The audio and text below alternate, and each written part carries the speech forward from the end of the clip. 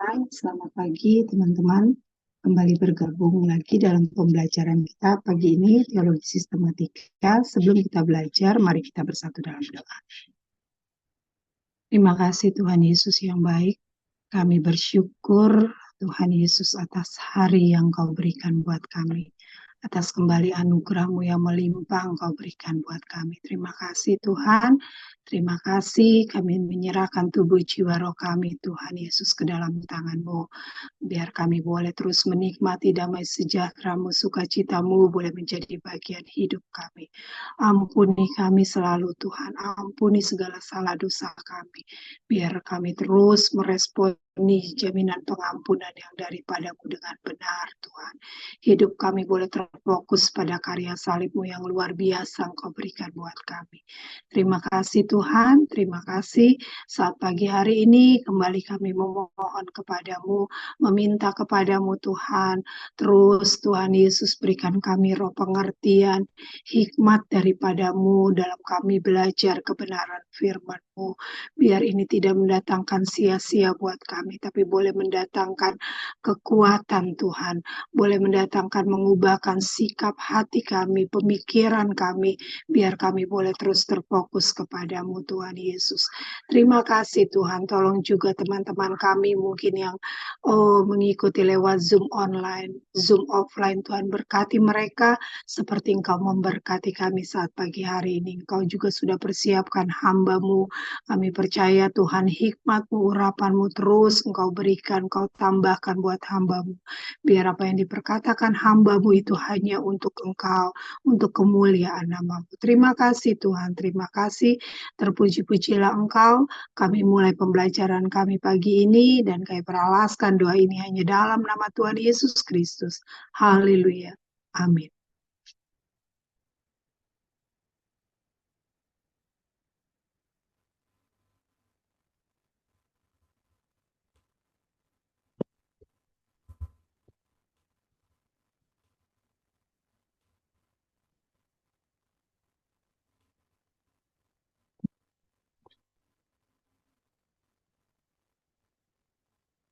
Puji Tuhan, kita memasuki bagian ke-8 dari doktrin keselamatan.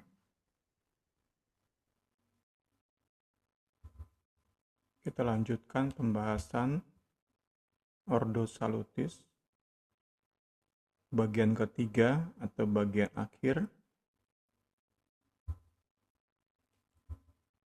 Kita sudah terus membandingkan di dalam Protestan ada dua golongan besar, Reform dan Wesleyan. Kita sudah sampai pada kelahiran baru.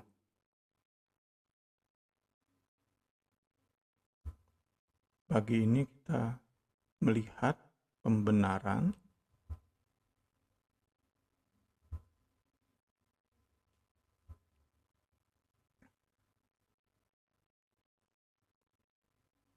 kita mulai, puji Tuhan. Jika kelahiran baru itu merubah keberadaan atau nature manusia berdosa, maka pembenaran itu merubah status kita dengan Tuhan, status hukum, status legal kita dengan Tuhan. Berdasarkan istilah yang digunakan dalam Alkitab itu menyajikan pembenaran sebagai konsep hukum forensik.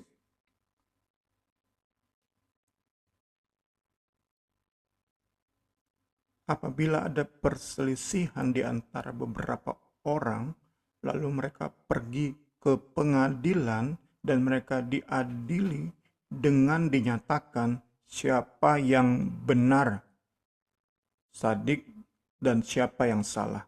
Jelas di sini ada pengadilan, ada putusan pengadilan. Itulah konsep pembenaran yang disajikan oleh Alkitab. Karena menurut ucapanmu engkau akan dibenarkan, dan menurut ucapanmu pula engkau akan dihukum. Ini konsep di Perjanjian Baru.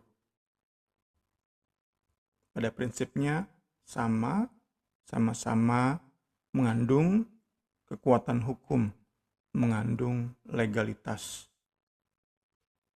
Bukan sesuatu yang kita lakukan atau Allah lakukan secara sembarangan dengan menabrak sana-sini.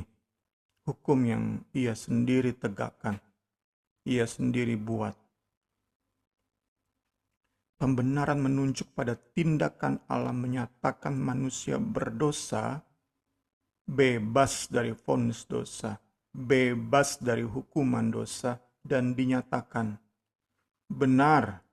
Allah menyatakan benar manusia berdosa dalam penilaiannya, dalam pemandangannya. Basisnya adalah kebenaran dan karya keselamatan Kristus. Kita dinyatakan bebas dari vonis hukuman dosa, dinyatakan benar. Itu basisnya adalah kebenaran Kristus dan karya Kalvari yang Yesus kerjakan. Yesus telah ditentukan Allah menjadi jalan pendamaian karena iman dalam darahnya. Hal ini dibuatnya untuk menunjukkan keadilannya, karena ia telah membiarkan dosa-dosa yang terjadi dahulu pada zaman atau masa kesabarannya. Jadi kita lihat ada kata adil di ayat tadi. Sebagai hakim di atas segala hakim, Allah Maha Adil, gak mungkin seenaknya saja melanggar hukum yang telah Ia susun, menabrak aturan yang telah Ia berikan. Mustahil baginya membiarkan dosa tanpa ganjaran semestinya. Karena itulah dibutuhkan Allah memberi kita jalan pendamaian. Dengan demikian, lewat jalan pendamaian, kebenaran, dan karya keselamatan Kristus, Allah memperhitungkan kebenaran Kristus ke atas kepada kita sebagai makhluk berdosa. Kita dibenarkan karena mengenakan kebenaran Kristus. Ia telah menjadi kebenaran bagi setiap dari kita yang percaya kepadanya, menerima Yesus sebagai Tuhan dan Juru Selamat. Kristus menjadi kebenaran kita.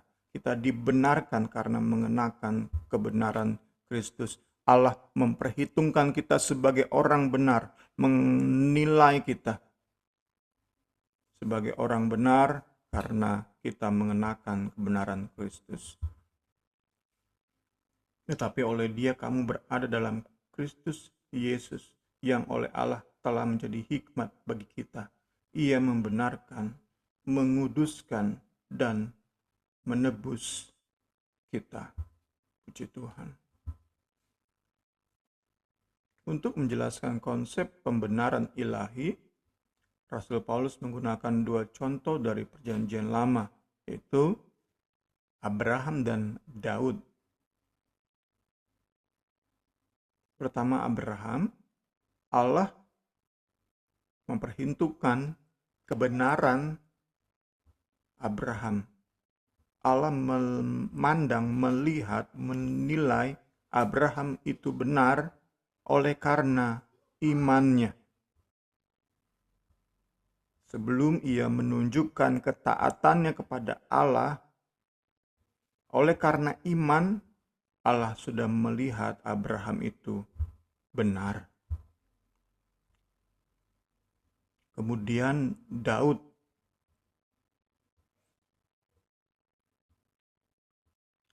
Paulus gunakan untuk menunjuk pada karya pendamaian Kristus. Saya lupa catat ayatnya, berarti ini di Kejadian yang Abraham tadi, Kejadian 15 ayat 6.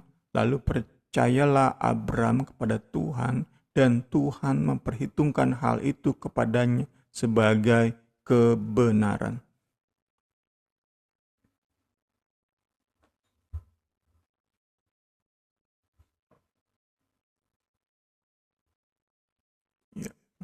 terlewatkan, maaf.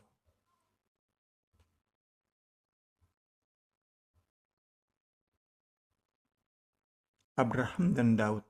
Abraham sudah kita lihat, selanjutnya Rasul Paulus gunakan pernyataan Daud untuk juga menjelaskan konsep pembenaran ilahi, justifikasi ilahi. Ini ayat yang Paulus kutip, berbahagialah manusia yang kesalahannya tidak diperhitungkan Tuhan.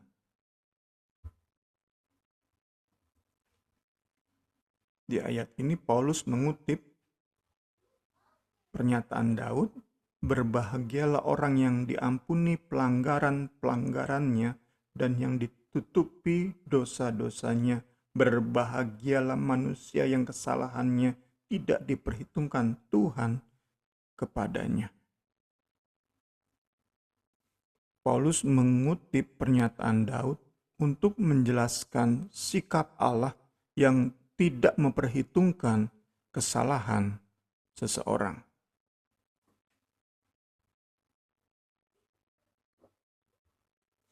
Allah enggak memandang kita manusia berdosa sebagai pihak yang harus menanggung segala ganjaran dosa. Inilah konsep pembenaran ilahi yang sudah dinyatakan di PL dan dipertegas, diperjelas, disingkapkan jauh lebih jelas di Perjanjian Baru. Setelah Yesus menyelesaikan karya Kalvarinya, sehingga benar-benar saat ada manusia nggak diperhitungkan kesalahannya, nggak dianggap oleh Tuhan sebagai orang yang harus terima sepenuh hukuman, itu karena Kristus dan orang itu benar-benar bahagia. Berbahagialah manusia yang kesalahannya tidak diperhitungkan Tuhan. Tentu dalam melakukan hal ini, Tuhan nggak perhitungkan kesalahan kita, ada jalannya, jalan pendamaian. Puji Tuhan. Kemudian kita lihat bagaimana pembenaran ilahi mengambil tempat di hidup kita. Pertama, kita dibenarkan sama sekali bukan karena perbuatan baik kita. Jika perbuatan baik bisa membenarkan kita, maka sesungguhnya Yesus mati untuk sebuah kesia-siaan.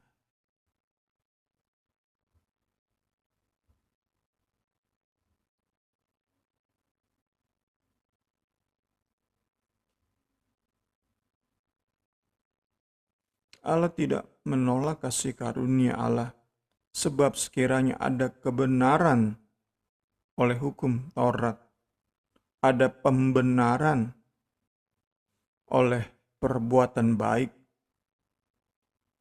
oleh ketaatan kita. Jika ada pembenaran oleh ketaatan sempurna kita terhadap hukum Taurat, maka sia-sialah kematian Kristus. Kristus nggak perlu mati jika ada satu orang aja bisa benar-benar secara sempurna lakukan hukum Taurat dan untuk itu ia dibenarkan. Paulus jelaskan di sini itu sebuah kemustahilan. Gak ada kebenaran oleh hukum Taurat. Gak ada pembenaran di dalam ketaatan penuh terhadap hukum Taurat. Kasih karunia Allah itu sesungguhnya sebuah realita yang gak terbantahkan. Dan itu dibuktikan secara gamblang oleh kematian Kristus yang membenarkan kita. Karena itu di bagian lain dikatakan dalam Alkitab, terkutuklah orang-orang yang mengandalkan perbuatan baik, mengandalkan kebaikan diri, mengandalkan jasa-jasa, amal-amal dari hidupnya. Terkutuklah orang-orang yang semacam ini. Itu yang pertama. Kedua, tentang bagaimana pembenaran ilahi itu mengambil tempat di hidup kita. Kedua, di jantung Injil berdiri tegak sebuah kebenaran, yaitu bahwa pembenaran bersumber dari anugerah Allah tersedia bagi manusia di dalam darah Kristus yang tercurah di Kalvari, di kayu salib, yang kita terima melalui iman. Puji Tuhan. Iman, sesuai pembelajaran kita minggu lalu, adalah tangan yang terbuka lebar menerima anugerah pembenaran, anugerah keselamatan. Puji Tuhan.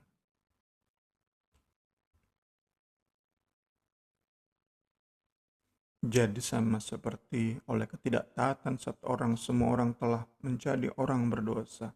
Demikian pula oleh ketaatan satu orang, semua orang menjadi orang benar. Puji Tuhan. Puji Tuhan. Kita menyelesaikan bagian pertama.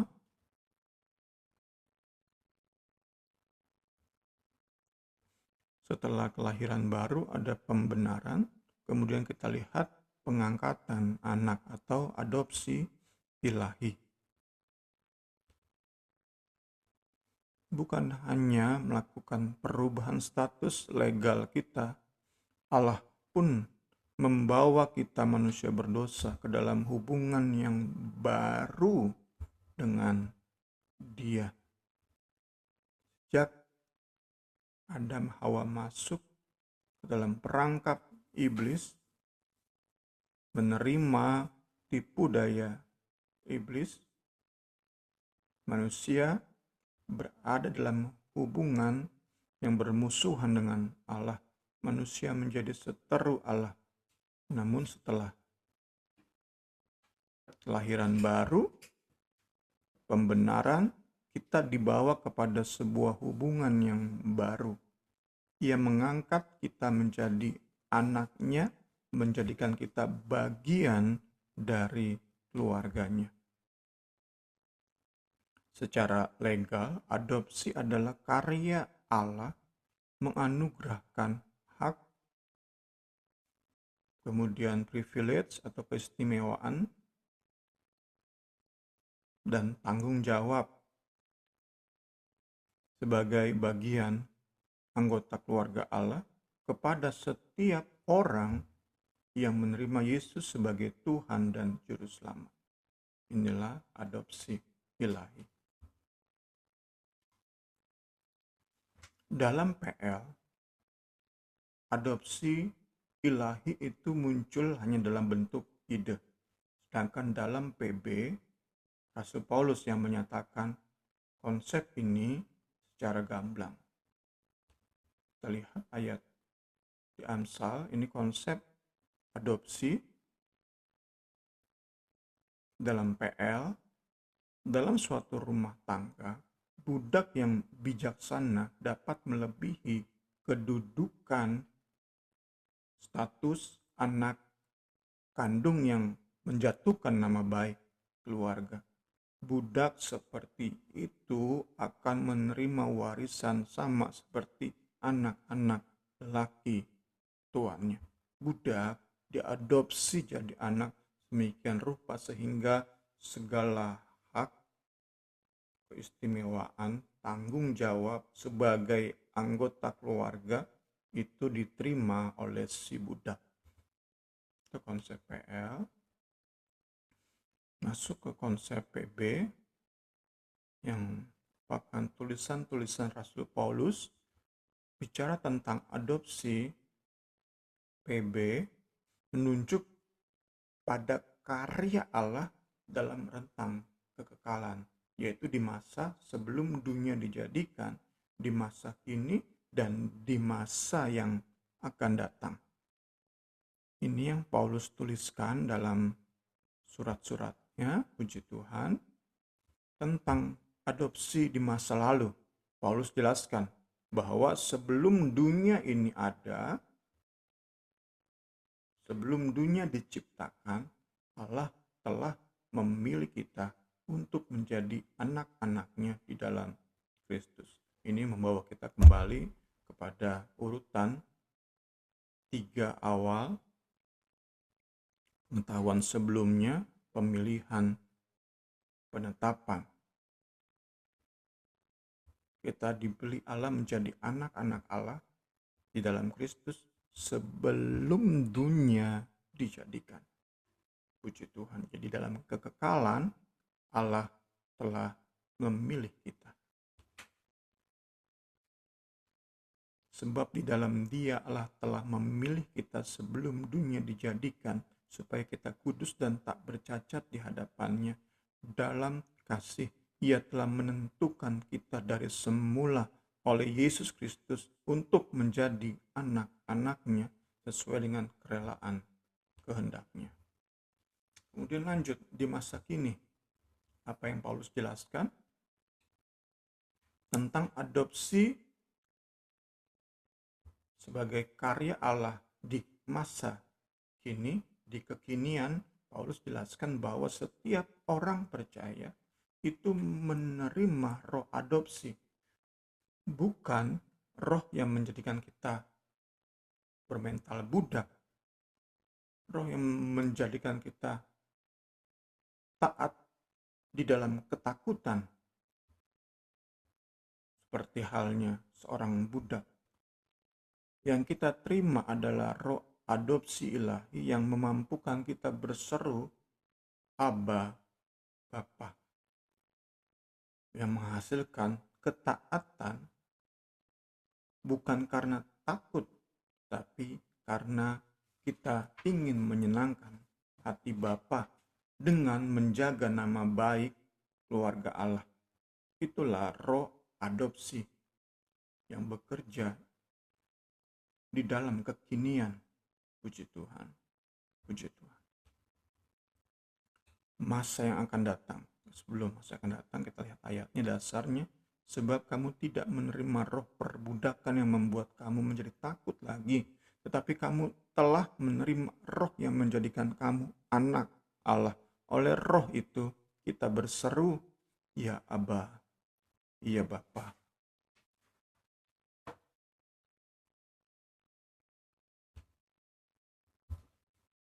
Kemudian Paulus jelaskan juga tentang apa yang akan dilakukan oleh Allah berkaitan dengan adopsi ini di masa yang akan datang. Paulus jelaskan bahwa meski kita telah menjadi anak-anak Allah, tapi kita sedang dalam proses menjalani pendewasaan. Kita kenal dengan selanjutnya nanti pengudusan sampai kepada pemuliaan, sampai kepada kesempurnaan sesuai dengan kehendak dan rancangan Allah. Jadi meski kita sudah menjadi anak, masuk kepada hubungan yang baru, bukan lagi sebagai seteru, tetapi sebagai anak. Namun dalam status kita sebagai anak, dalam hubungan kita Bapak anak, kita masih perlu menjalani proses menuju kedewasaan sempurna. Ini dasar ayatnya. Dan bukan hanya mereka saja, tetapi kita yang telah menerima karunia sulung roh, kita juga mengeluh dalam hati kita sambil menantikan pengangkatan sebagai anak, yaitu pembebasan tubuh kita. Ini tentu bicara tentang masa yang akan datang, pengangkatan sebagai anak dalam perspektif masa yang akan datang. Tentu sekarang kita sudah diangkat sebagai anak. Roh adopsi sudah ada dalam hidup kita. Bekerja terus dalam hidup kita, berkarya. Namun dikatakan di sini, kita juga menantikan status kita dalam status kepenuhan, yaitu pembebasan tubuh kita. Kepenuhan kita sebagai anak Allah, kita benar-benar dibebaskan dari tubuh yang menuju kepada kebinasaan ini. Jadi di masa lalu sudah ditentukan, kemudian di masa kini roh adopsi itu bekerja secara aktif dalam hidup kita sehingga kita punya masa depan di mana bukan hanya status, keberadaan kita sebagai anak Allah itu benar-benar full. Kalau sekarang mungkin kita masih diragukan. Banyak orang meragukan kita. Kita mengaku sebagai anak Allah, tetapi dalam banyak hal kita belum sampai kepada kondisi di mana nggak ada orang yang bisa lagi meragukan bahwa kita ini anak Allah. Ada satu momen di mana nggak ada satupun manusia bisa meragukan bahwa kita benar-benar anak-anak Allah, yaitu momen pembebasan tubuh kita yang kita hubungkan dengan 1 Korintus 15, momen di mana kita terima tubuh kebangkitan. Di saat itulah nggak ada satupun manusia bisa meragukan bahwa kita benar-benar anak Allah. Berbeda dengan saat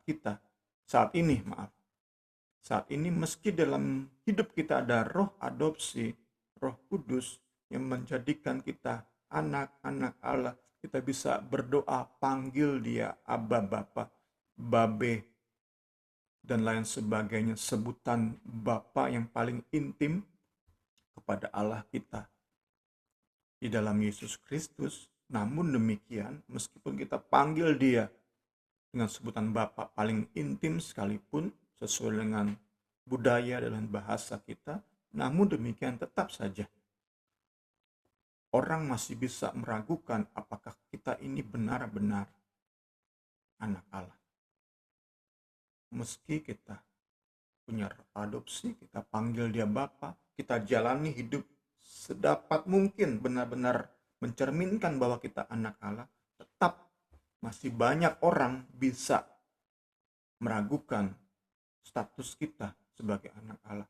Namun saat sekali lagi kita dibebaskan dari tubuh kita terima tubuh kebangkitan, saat itu nggak ada satupun bisa meragukan bahwa kita memang benar-benar anak-anak Allah. Puji Tuhan, ini pembelajaran yang luar biasa tentang adopsi. Ditutup dengan pernyataan berikut. Perlu diingat bahwa pengangkatan anak oleh Allah sendiri bukan berarti bahwa ia menjadikan kita sama seperti dia dalam segala hal. Kita nggak menjadi Allah, baik untuk saat ini maupun saat kita terima tubuh kebangkitan. Kita anak-anak Allah tetap bukan Allah. Hanya ada Trinitas Allah. Kita bukan terus menambahkan jadi 4 Allah, 5 Allah, 1.000.000 Allah, enggak. Tetap Trinitas. Tetap saat kita terima tubuh kebangkitan, kita bukan Allah. Kita anak-anak Allah yang dalam kondisi benar-benar utuh. Tersingkap semua bahwa kita ini benar anak Allah. Saat ini masih banyak yang menutupi status kita, keberadaan kita sebagai anak-anak Allah. Puji Tuhan. Kita masuk bagian terakhir dari Ordo Salutis. Puji Tuhan. Tentu minggu depan, Jumat pagi yang akan datang, kita sudah punya bahasan lain. Puji Tuhan. Wesleyan dan Reform sama pengudusan pemuliaan di bagian akhir dari Ordo Salutis sama, tetapi perbedaannya adalah tentang ketekunan, perseverance. Ada 2 pendapat diwakili oleh Calvinis dan Wesleyan untuk menjawab pertanyaan berikut. Apakah seorang yang telah lahir baru, dibenarkan, dan diadopsi, itu bisa kehilangan keselamatan? Apakah mereka yang telah diadopsi menjadi anak-anak Allah bisa gagal dalam menjalani proses pengudusan sampai kepada pemuliaan? Kita karena sembari membahas 1 Korintus kemarin ini, kita nggak bisa lepas dari istilah tubuh kebangkitan. Pemuliaan ya saat kita terima tubuh kebangkitan. Calvinis yakin orang-orang pilihan Allah nggak mungkin kehilangan keselamatan. Mereka punya ayat-ayat yang mendasari keyakinan mereka. Ayat-ayat yang menyatakan kepastian keselamatan di dalam Kristus. Ini salah satunya. Domba-dombaku mendengar suaraku, dan aku mengenal mereka, dan mereka mengikut aku, dan aku memberikan hidup kekal kepada mereka, dan mereka pasti tidak akan binasa sampai selama-lamanya, dan seorang pun tidak akan merebut mereka dari tanganku. Bapakku yang memberikan mereka kepadaku lebih besar dari siapapun, dan seorang pun tidak dapat merebut mereka dari tangan Bapa. Aku dan Bapa adalah satu.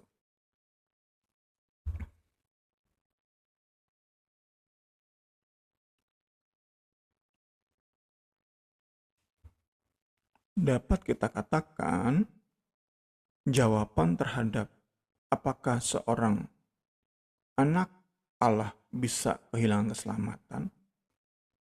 Jawaban terhadap pertanyaan itu menjadi perbedaan ketiga antara Calvinis dan Wesleyan.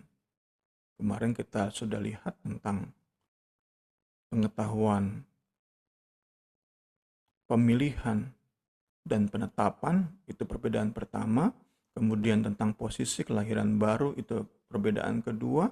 Dan kita lihat di bagian akhir ini, apakah seorang yang telah lahir baru itu bisa kehilangan keselamatan? Itu perbedaan ketiga antara Calvinis dan Wesleyan. Wesleyan meyakini anak-anak Allah bisa gagal dalam menjalani proses pengudusan. Kita mendasari keyakinan kita, para teolog Wesleyan mendasari keyakinan mereka dengan ayat-ayat yang berisi peringatan murtad atau peringatan tentang bahaya kehilangan keselamatan. Ini salah satu yang paling kuat, sebab mereka yang pernah diterangi hatinya, pernah mengecap karunia surgawi, pernah mendapat bagian dalam Roh Kudus, pernah mengecap firman yang baik dari Allah dan karunia-karunia dunia yang akan datang. Namun yang murtad lagi nggak mungkin dibaharui sekali lagi semikian sehingga mereka bertobat, sebab mereka telah menyalibkan anak Allah bagi diri mereka dan menghinanya di muka umum. Ini yang membuat perdebatan nggak mungkin selesai sampai nanti kita berjumpa muka dengan juru selamat kita. Perbedaan yang seharusnya bisa saling menajamkan dalam perdebatan yang kondusif, perdebatan yang sehat, perdebatan yang disertai dengan fakta-fakta yang kuat. Yang menjadi masalah adalah perdebatan kerap meruncing menjurus kepada permusuhan yang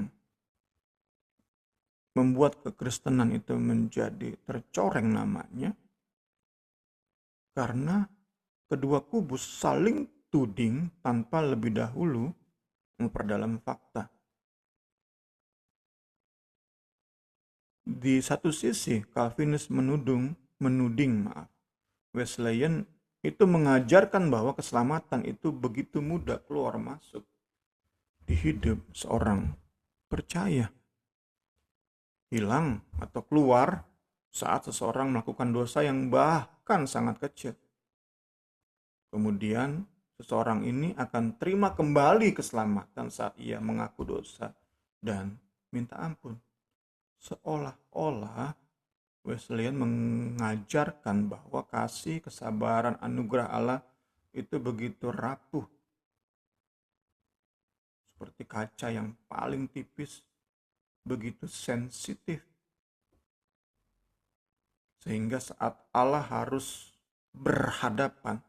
diperhadapkan dengan pergumulan dosa manusia, kasih Allah itu bentar pecah, bentar disatukan lagi.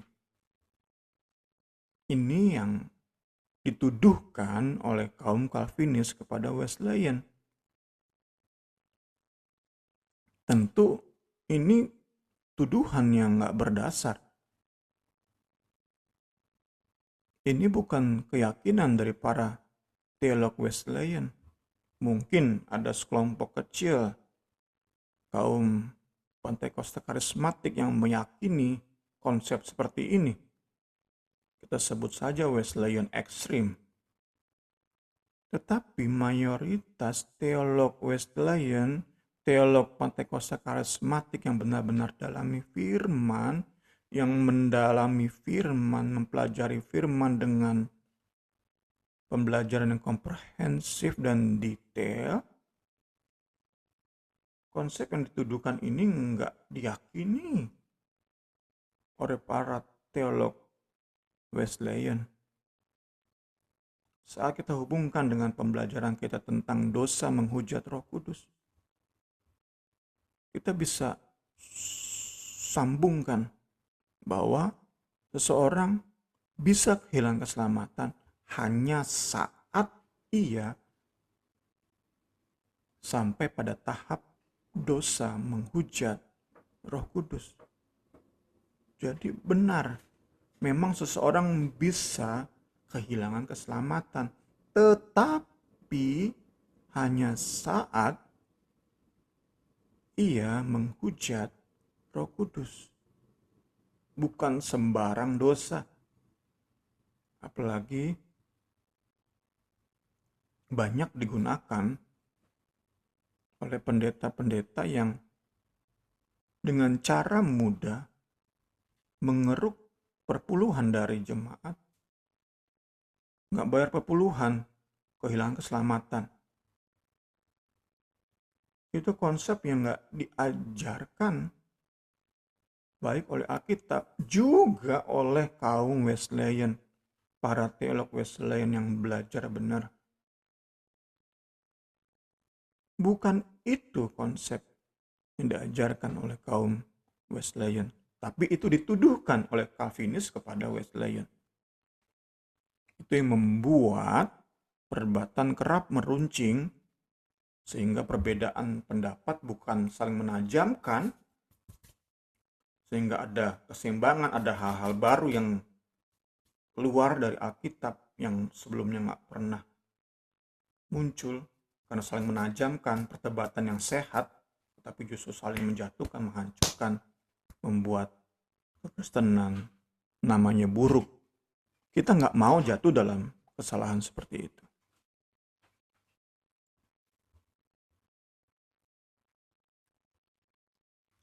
Tadi tuduhan, serangan Calvinis kepada Wesleyan. Sebaliknya, Wesleyan pun menuduh Calvinis secara sembarangan ternyata. Saling serang ini yang kita ingin hindarkan lewat teologi sistematik, termasuk lewat rangkaian pembahasan Ordo Salutis ini.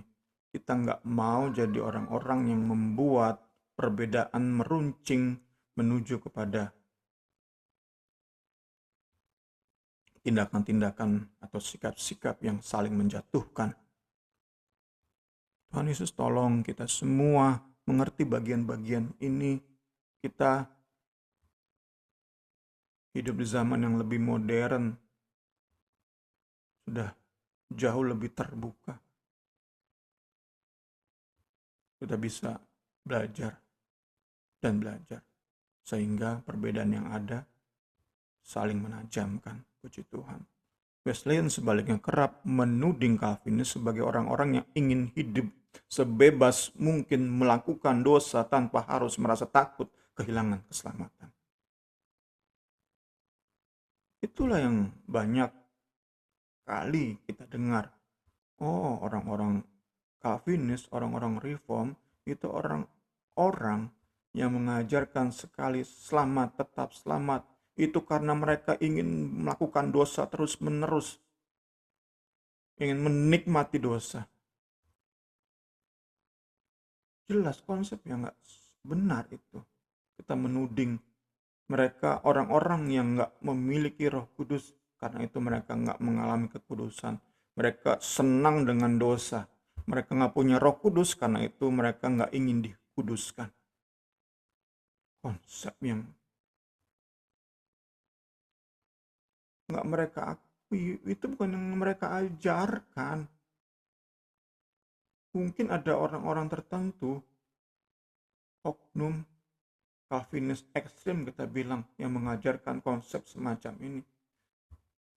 Kalau kita yang sudah banyak belajar dari para pendeta Reform Calvinis, kita tahu kok bagaimana kuatnya mereka mengajarkan kekudusan. Bukan hanya di teori, dalam hidup praktek mereka pun luar biasa mengajarkan kekudusan. Saya pribadi,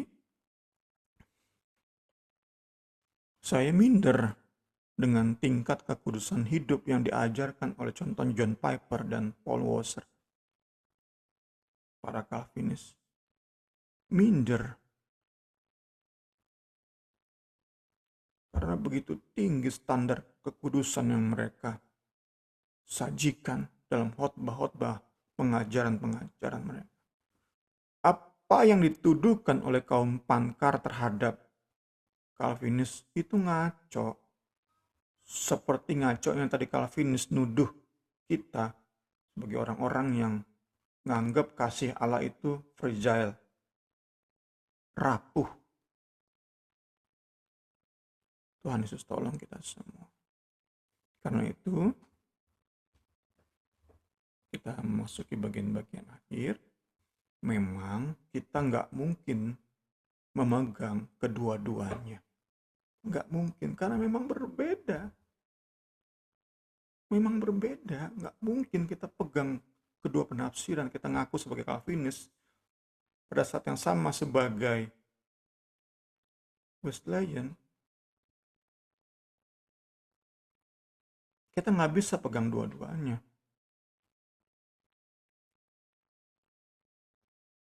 Kita, yang seperti sering saya gaungkan, kita ngambil semangat reform dalami Alkitab. Tapi nggak kita pegang aliran reform, aliran Calvinis. Kita tetap Wesleyan. Tapi kita adopsi, ambil semangat mereka dalami firman yang nggak kita dapati di antara pendeta-pendeta terlebih di Indonesia ya. Aliran Pankar baru aja sekarang muncul beberapa ya, setelah begitu banyak pendeta-pendeta Calvinis dengan konten-konten YouTube-nya. Puji Tuhan. Kita nggak mungkin pegang kedua-duanya. Harus pilih salah satu. Karena itulah perbedaan pendapat, bahkan perdebatan memang harus ada. Nggak terhindarkan, memang pasti ada. Namun perlu kita pastikan, kita yang terus belajar, kita yang sudah hidup di zaman keterbukaan dalam banyak hal, wawasan kita terus dipaksa untuk terbuka, kita udah nggak mau lagi tuduh pihak lain secara sembarangan. Tuduhan kita nggak didasari dengan fakta yang cukup. Kita nggak mau jatuh ke lubang yang sama. Kita mau tetap berbeda dengan kaum Calvinis, namun untuk saling menajamkan. Terserah mereka tetap menganggap rendah kaum Pankar, terserah. Saya pribadi sebagai kaum Wesleyan, saya belajar dari mereka, tetapi enggak untuk menerima segala yang mereka ajarkan.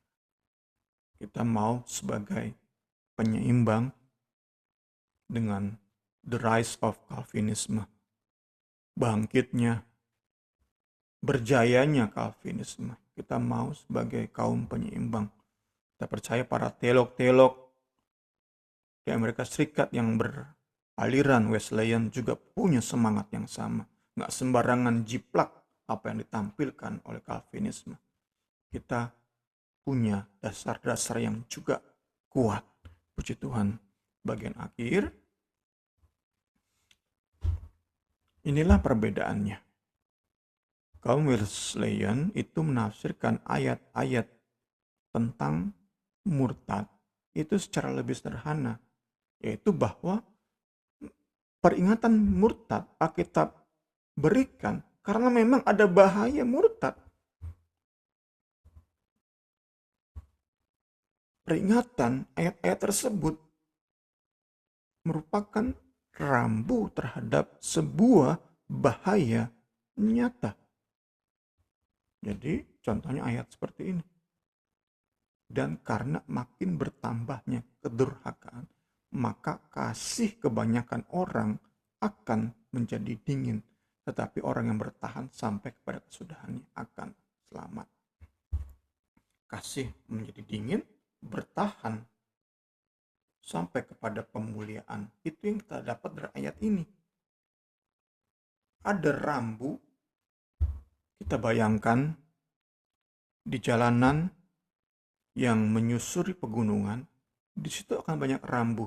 Rambu turunan tajam, rambu tanjakan tajam, kemudian jalan yang licin, kemudian kiri kanan jurang akan ada rambu-rambunya, tulisan-tulisan.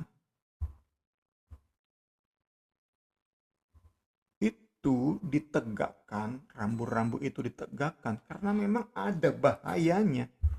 Dan kita menafsirkan ayat-ayat tentang peringatan bahaya murtad itu secara lebih sederhana. Ayat itu diberikan karena memang ada bahaya murtad terhadap orang-orang pilihan, orang-orang yang terpanggil, orang-orang yang lahir baru, orang-orang yang dalam proses pengudusan. Tentu sudah sampai pemuliaan tubuh kebangkitan sorga yang mulia, udah nggak ada yang namanya murtad.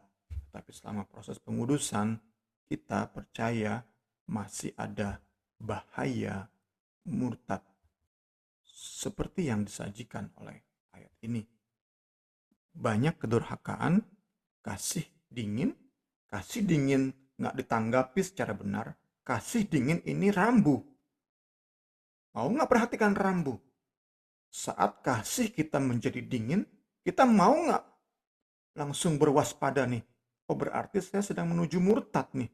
Kasih saya menjadi dingin terhadap Tuhan, terhadap sesama. Kasih saya jadi dingin. Ini dalam Alkitab rambu menuju kemurtatan. Kita merespon secara benar nggak rambu kemurtatan? Rambu kasih jadi dingin. Kalau kita respon secara benar, kita bertahan sampai kesudahannya. Puji Tuhan. Ini diartikan secara lain oleh kaum Calvinis. Kaum Calvinis memandang ayat-ayat semua ayat peringatan murtad itu hanya sebagai bahaya logis yang mungkin terjadi atas umat pilihan, tetapi pada kenyataannya nggak mungkin terjadi. Karena tadi, Kristus mengenal domba-dombanya. Kristus memberikan hidup kekal kepada domba-dombanya. Kristus memastikan keselamatan bagi domba-dombanya. Nggak ada kuasa manapun, pihak manapun yang dapat merebut orang pilihan dari tangan Kristus. Ini kan yang dipandang oleh kaum Calvinis. Karena itu murtad, kehilangan keselamatan, itu hanya sebuah kemungkinan, hipotesis, bukan sesuatu yang benar-benar ada.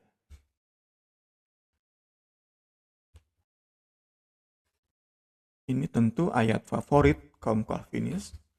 Anak-anakku, waktu ini adalah waktu yang terakhir. Seperti yang telah kamu dengar, seorang antikristus akan datang. Sekarang telah bangkit banyak antikristus. Itulah tandanya bahwa waktu ini benar-benar adalah waktu yang terakhir. Mereka berasal dari antara kita, tetapi tidak sungguh-sungguh termasuk pada kita. Sebab jika mereka sungguh-sungguh termasuk pada kita, niscaya mereka tetap bersama-sama dengan kita. Tetapi hal itu terjadi supaya menjadi nyata bahwa tidak semua mereka sungguh-sungguh termasuk pada kita. Inilah yang diajarkan kan oleh kaum Calvinis. Setiap peristiwa murtad, orang Kristen tinggalkan kekristenan sampai mati di luar pertobatan, itu dicap orang ini nggak benar-benar Kristen. Orang ini Kristen palsu, bukan Kristen sejati. Bagi kaum Calvinis nggak ada itu. Orang-orang Kristen sejati kehilangan keselamatan. Jika kemudian ada orang Kristen murtad, itu menunjukkan bahwa orang tersebut nggak benar-benar lahir baru.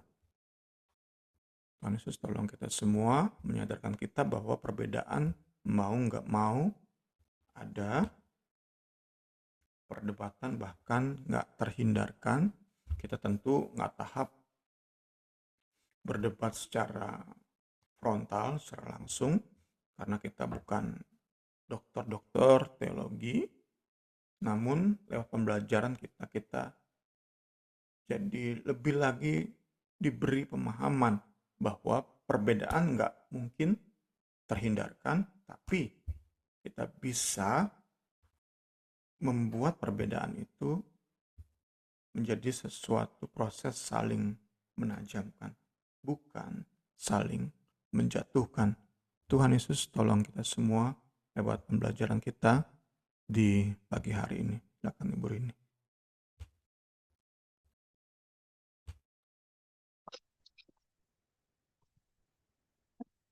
Mungkin ya ada menambahkan atau ingin menanyakan? Enggak, Bung. Terima kasih banyak. Pelajarannya hari ini banyak yang saya dapat. Udah, Kak Rini.